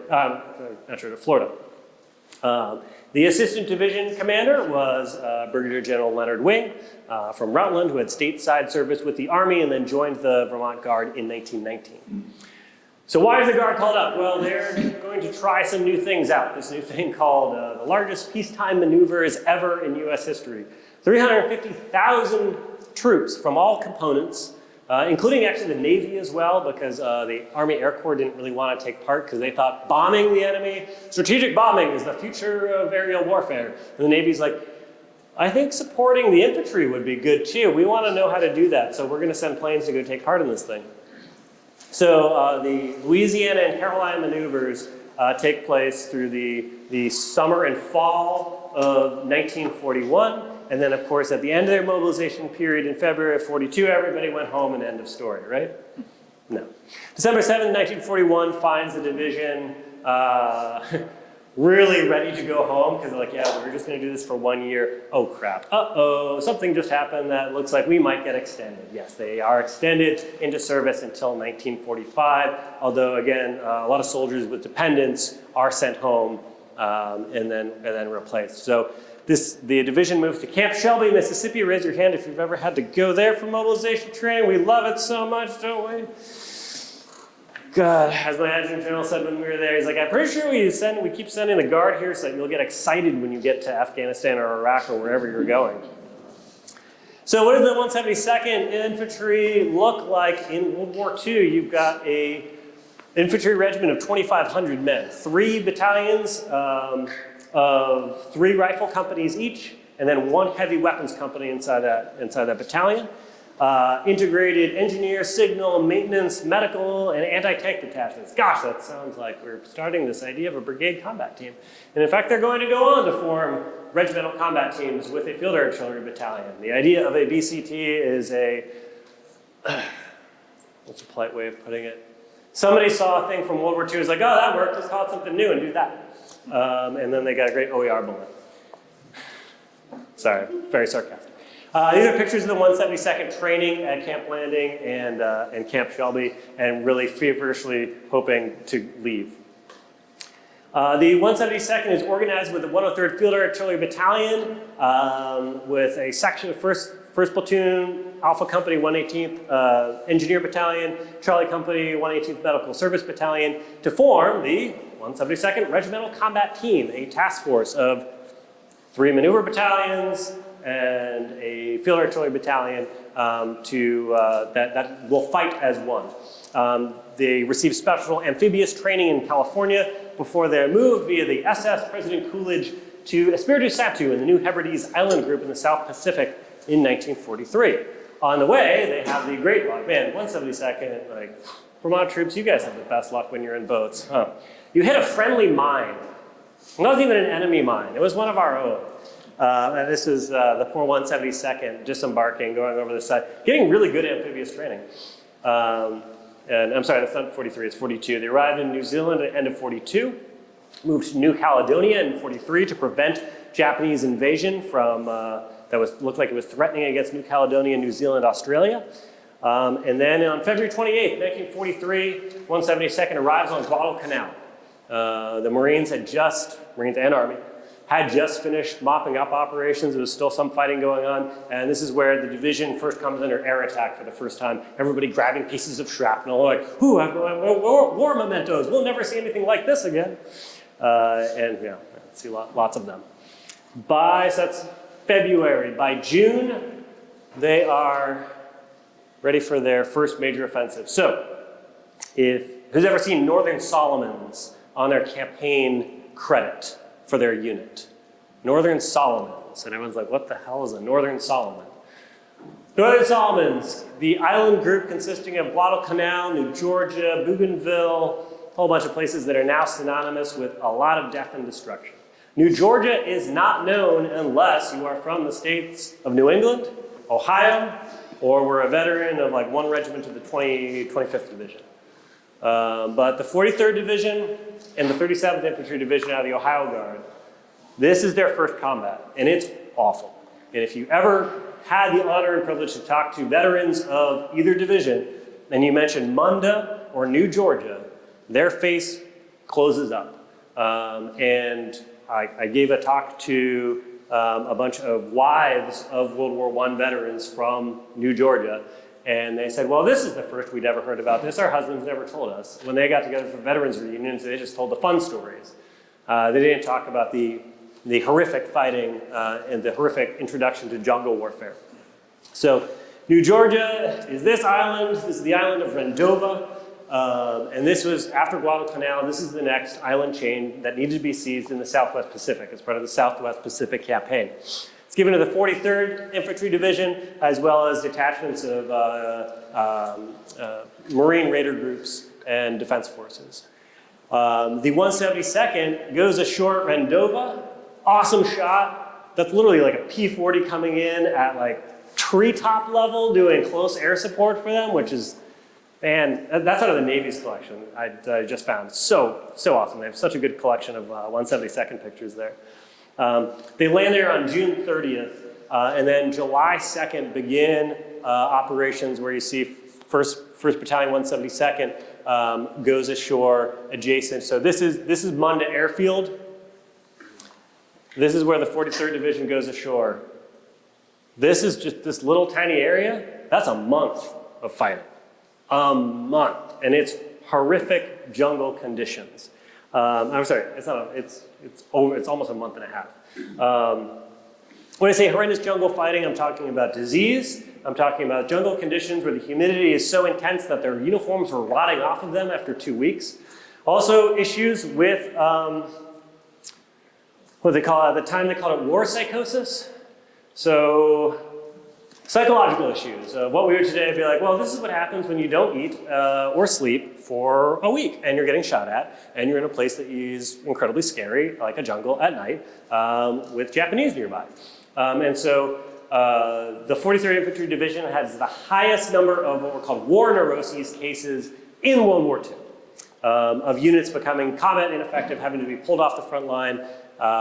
They eventually figure out exactly what it is that helps rehabilitate units and get them back in the fight. But this was critical to actually understanding how long could an infantryman or how long could combat units go fighting in this type of terrain. They are fighting here for, like I said, for a month. Munda Airfield is taken on August 5th. There is a Medal of Honor that comes out of this. He's not a Vermont guardsman, but he's in the 172nd, so we count it. Captain Robert S. Scott, Lieutenant 172nd Infantry, near Munda Airstrip, New Georgia, Solomon Islands, 29 July 1943, from Santa Fe, New Mexico. For conspicuous gallantry and intrepidity at the risk of his life above and beyond the call of duty near Munda Airstrip, New Georgia. After 27 days of bitter fighting, the enemy held a hilltop salient which commanded the approach to Munda Airstrip. Our troops were exhausted from prolonged battle and heavy casualties. Lieutenant Scott advanced with the leading platoon of his company to attack the enemy position, urging his men forward in the face of enemy rifle and enemy machine gun fire. He pushed forward alone to a point midway across the barren hilltop within 75 yards of the enemy, when the enemy launched a desperate counterattack, which if successful would have gained undisputed position of the hill. Enemy riflemen charged out on the plateau, firing and throwing grenades as they moved to engage our troops. The company withdrew, but Lieutenant Scott, with only a blasted tree stump for cover, stood his ground against the wild enemy assault. By firing his carbine and throwing the grenades in his possession, he momentarily stopped the enemy advance, using the brief respite to obtain more grenades. Disregarding small arms fire, exploding grenades aimed at him, suffering a bullet wound to the left hand and a shrapnel wound in the head after his carbine had been shot from his hand, he threw grenade after grenade with devastating accuracy until the beaten enemy withdrew. Inspired by renewed effort by Lieutenant Scott, our troops swept across the plateau to capture the hill, and from this strategic position, Munda Airfield was taken. That's wild. That's insane. Dude was just like, me, a bunch of grenades, and a Japanese company. Who wins? So that's, again, this is part of that history and heritage. Yes, he's not a Vermont Guardsman. Claim that, man. Like, that's awesome. That's incredible. Some of the fighting, a lot of the fighting is typified in this, or the effects of the fighting, I should say, were typified in this amazing picture of Private Lloyd Culloch of Company A, 172nd. This shows this is July, this is taken 12 days after the first assault. So he hasn't changed clothes in 12 days. His clothes are visibly rotting off of him. He's eating his rations with the can lid in lieu of a fork or spoon. This was and you can see in his eyes, like the 1,000-yard stare. This is what combat on New Georgia and Munda did to these guys. It was a merciless baptism of fire, but it served them well for their coming operations. The remainder of 1943 was spent in mopping up operations around the Solomon Islands. In October, the Rutland High School graduate, Leonard Wing, former member of the 172, is promoted to Major General and placed in command of the 43rd Infantry Division. He will be one of only 3 National Guard Division commanders to not be replaced by a regular during the war, which makes the 43rd a unique case. In 1944, the regiment and the division go to New Guinea for essentially, they go to New Zealand first for R&R. They go to New Guinea for training, retraining essentially, from jungle tactics to more open warfare style tactics because of the invasion of the Philippines that are coming up. On December 26, 1944, Merry Christmas to them, they load into invasion landing craft to begin the movement to Luzon and Lingayen Gulf. And on January 9, 1945, 172 lands on Beach White 1, next to the 169 Infantry, and they go ashore on Luzon. They're the major amphibious operation for the 43rd Infantry Division. The 172 fights inland until the end of January of 45. Great shot there of Colonel Bush, the commander of the 172nd Infantry, discussing fighting with the 43rd Division G3 in March. In March, the 172 makes a 55-mile motorized northern flanking movement around Clark Field on Luzon to secure and hold and push back the Japanese right flank. So once again, trying out new stuff. We've been fighting in the jungles. Now we're back to doing modern warfare things where we're loading up in trucks and like doing an end run, like a motorized flanking movement. They're pulled off the line in mid-March and then thrown into combat around the Antipolo area, where they take heavy fighting in the mountains. Very interesting mountain fighting that the 43rd Infantry Division engages in. There's a lot of TTPs out of there that the 86 could look at for OPD, things like that. When these officers, all these captains and majors get back at the end of the war, they're told, hey, so you were promoted, like you started the war as a sergeant or a lieutenant. Yeah, you have to go to CGSC. You gotta do your Command General Staff College. And they're like, no, I don't. I just beat the Japanese Empire. They're like, yeah, you gotta go to CGSC. Like you're overdue on your professional education. So as a part, it actually works out well for historians because all these guys, they go there like, you have to write a tactical paper. And they're like, fine, I'm gonna write about my experiences. And you've got this stuff from like seizure of the Ipoh Dam or like the 172 and its operations against the Shimbu Line, written by like the operations dude in the 172nd or like a company commander. Like, and then my company did this. And you're like, wow, okay, that's awesome. So from a historical perspective, it's super cool. You've got all these World War II veterans writing about their experiences. Sucks for them that they had to do their intermediate level education, but works well for us. The April sees the division diverted towards the Ipoh Dam. Ipoh Dam supplied the majority of Manila's water. Manila had been seized by the 37th Infantry Division. 1st Cav took credit for it, naturally, because that's what 1st Cav does. But it was really the Guard that took it. If the Ipoh Dam was destroyed by the Japanese, you'd be facing a major humanitarian crisis in Luzon's largest city, the largest city in the Philippines. So MacArthur gives the order to the 43rd Division to seize the Ipoh Dam. It is a highly complex operation. As you can see from the map, they do a double envelopment working alongside Filipino guerrillas who are on the ground and liaison with. You've got 43rd Infantry Division officers who are posted with the guerrillas as liaisons. So if anyone who's done like ANSF support missions, things like that, well, it's kind of a lot like that. Classic infantry, just like 172 marching up into a mountain in the mud. Because why not? War never changes. And this is where they're moved in under defilade at night, and they have to cross 2 mountain ranges to get to their objective. Naturally, of course, it rains, and a lot. And they're cut off, in fact. They cannot actually ship supplies in, they can't get their wounded out. This is one of the first occasions where helicopter airlift actually becomes a thing, because they can begin to get those in. But they have to fight against really fanatical Japanese counterattacks in the mountains, cut off in the rain. Great shot of Japanese prisoners giving information to members of the 172nd in vicinity of Ipoh Dam. The dam is seized on May 19th. And in the process of the operation, 2nd Battalion, 172nd, receives the Presidential Unit Citation. Kind of a big deal, kind of a massive deal for Guard units at the time. The 43rd Infantry Division, this pretty much ends the war. They go into training for the invasion of Japan, because that's what everyone thinks is next. And they're on Luzon, they've got basically combat training centers set up to practice what is it like to invade and occupy Japan? And lucky for them, the Empire of Japan surrendered following the atomic bombs. And they entered Japan as the Army of Occupation. And so finally, by the end of 1945, early 1946, these guys who have been activated since 1941 finally get to come home. The post-war era is going to go by very quickly. Because a couple reasons. One, there's a lot going on. 2, y'all need a historian to be able to put a lot of this stuff out there and make it publicly available, so that way researchers like myself can go and find your Vietnam history, your GWAT histories.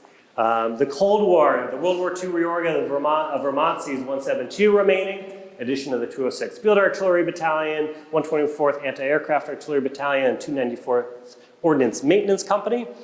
In 1950, you've got the 172 and the 206 FA mobilized as part of the 43rd Infantry Division's deployment to West Germany from 51 to 54, holding the line for active units that are sent to Korea.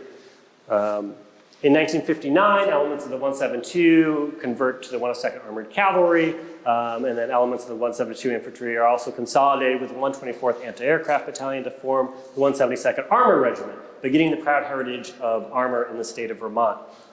In 1964, as part of a larger Army reorganization, the 172nd Armor and Infantry regiments are consolidated as part of the 86th Armored Brigade, and you see further changes in the 86th Field Artillery. Vietnam and beyond. There's a lot here. My notes on the slide say this is why you need a command historian. Because for all of us in this room, there's part of our own history right here. Vermont is incredible in that it has one of the very few Guard units, I think one of 4, to actually see combat in Vietnam, see service in Vietnam. Dozens of units deployed for Desert Storm, GWAT, OSS, K4, all the rest. Valorous unit awards. Creation of this thing called the Mountain Battalion, getting the Mountain Warfare School, creating out of that a Mountain Brigade. Absolutely absurd, as I mentioned before. The way the strategic decisions that are made in this era are impacting today, where you actually have a robust force structure that is the envy of the other northern New England states, even though it is hard to fill, but everything's hard to fill right now. You guys actually have stuff that looks cool. So, I know I went a little long on that. I want to open this up for questions, and then afterward, I just want to talk to you for a brief 5 minutes about the 250th anniversary of the American Revolution. Right now, what questions do I have? Questions, comments, concerns, pushbacks, corrections?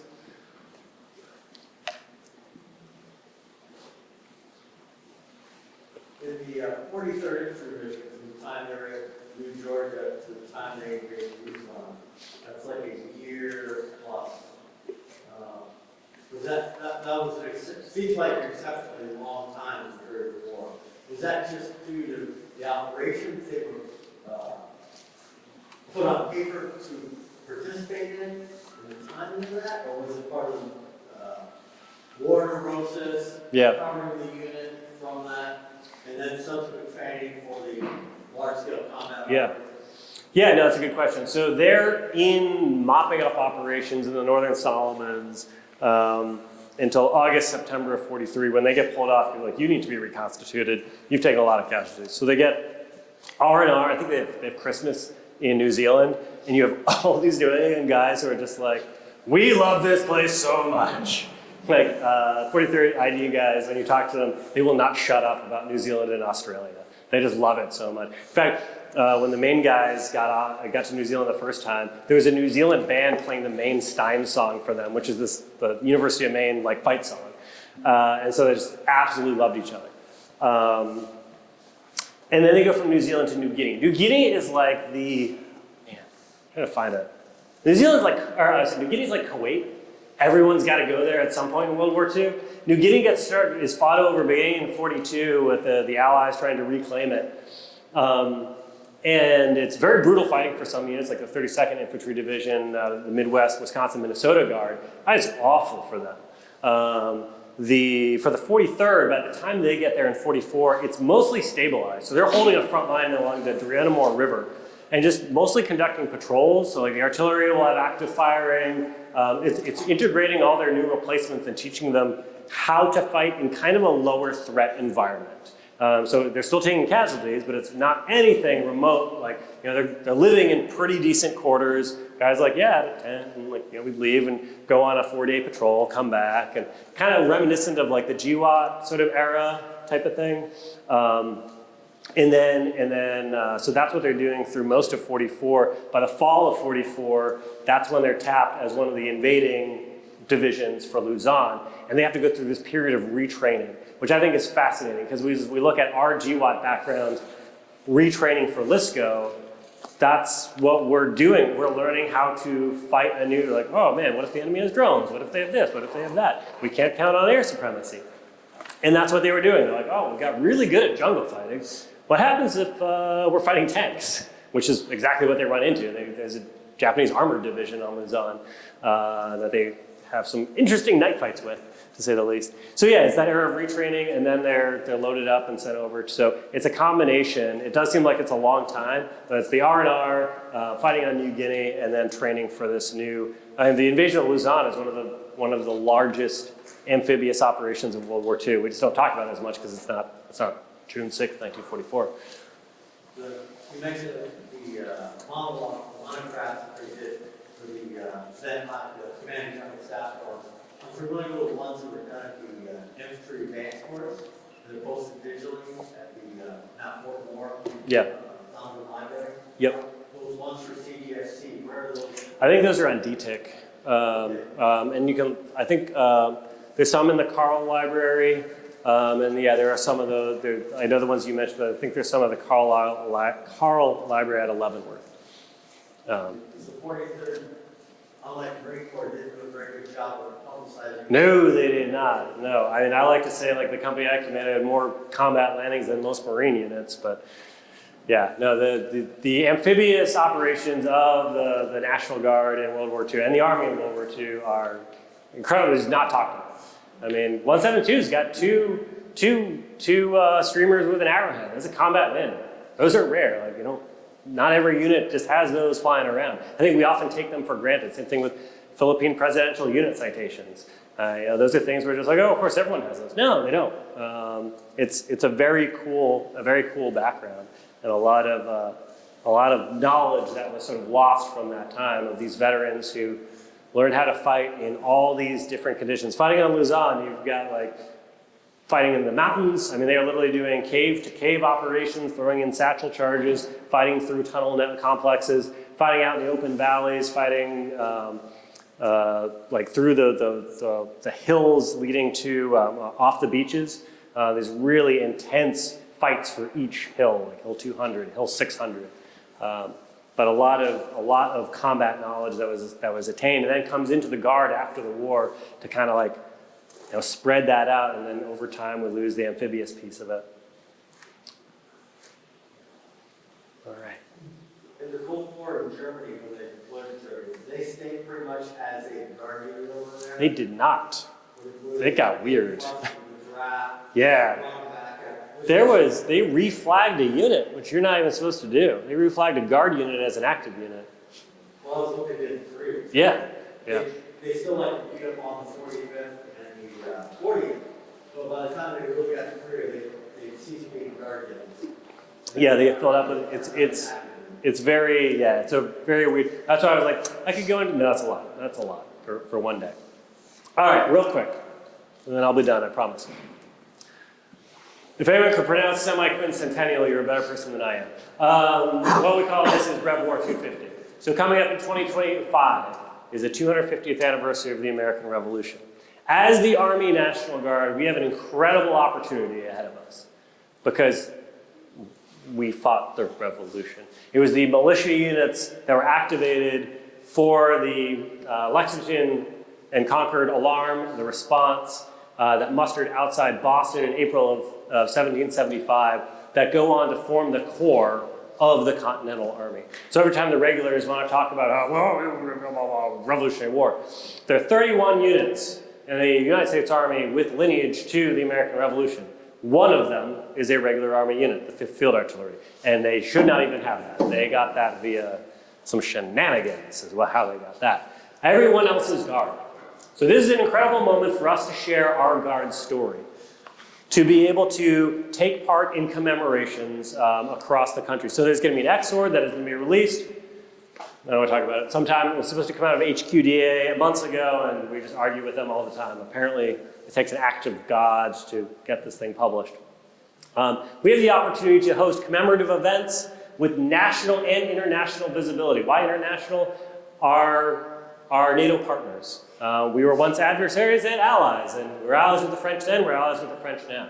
We were adversaries with Great Britain and with some Germans who were hired by Great Britain, and now we are allies. So this is a time to celebrate our heritage, our history, our past, and the fact that the National Guard, literally always ready, always there. And we have an opportunity to host senior Army leadership and highlight our support with local communities. So the X-Sword will direct that units work to develop commemorative events.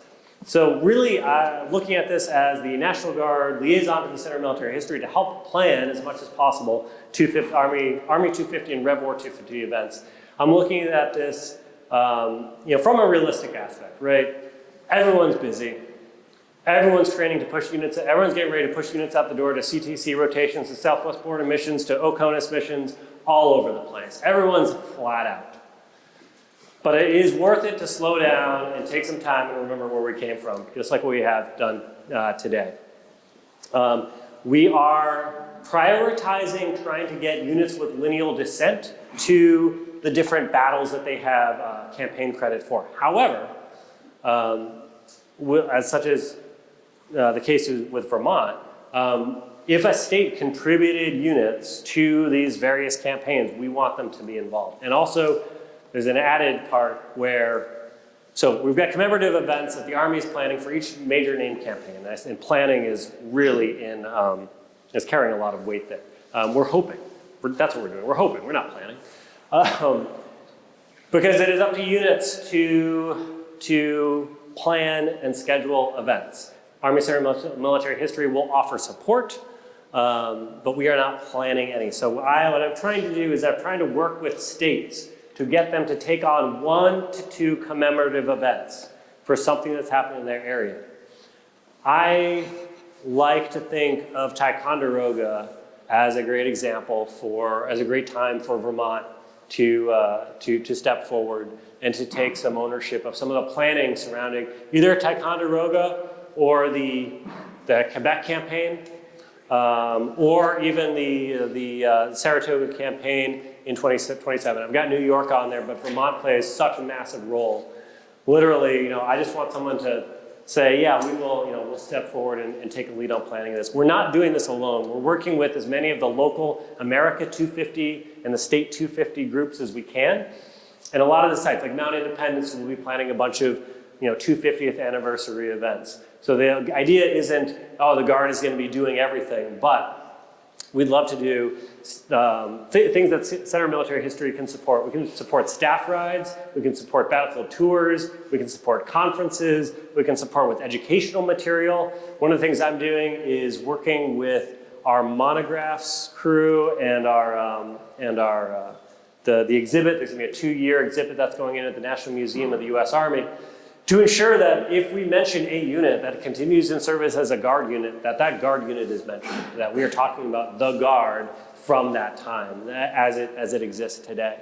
And I think the legacy of the Green Mountain Boys and Seth Warner's Continentals is so huge. It'd be really great to see Vermont looking at planning some commemorative events, whatever that would look like. We're trying to do some, were you in France for the commemorative marches, or had you, yeah. So like something like that, like I'm kicking Massachusetts to be like, do a battle road, do 10 miles of a foot march where every mile there's like a historical stand or like a historian or reenactor or something where we're learning and we're ruck marching. Yeah, so this is just sort of what we're wargaming.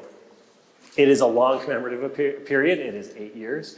So we'll see what we come up with, but definitely would love it if you guys started having those conversations between the museum folks, the Guard, and how best you can sort of begin to plan for this. And then the last thing, because I kept you a long time. Are you interested in becoming an Army historian or a unit historian? Because we desperately need them.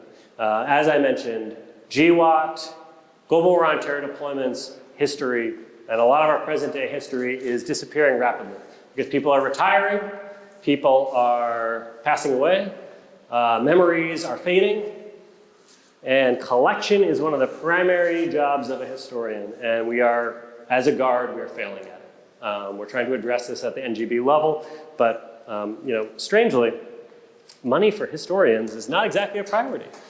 So how can you be a part of this? One, you can take our new unit historical officer training on Blackboard. I have the link there. There's also a QR code. If you're interested, I can email it to you. Shoot me an email. You can find me on Global. I'm still under the Maine Guard Global there.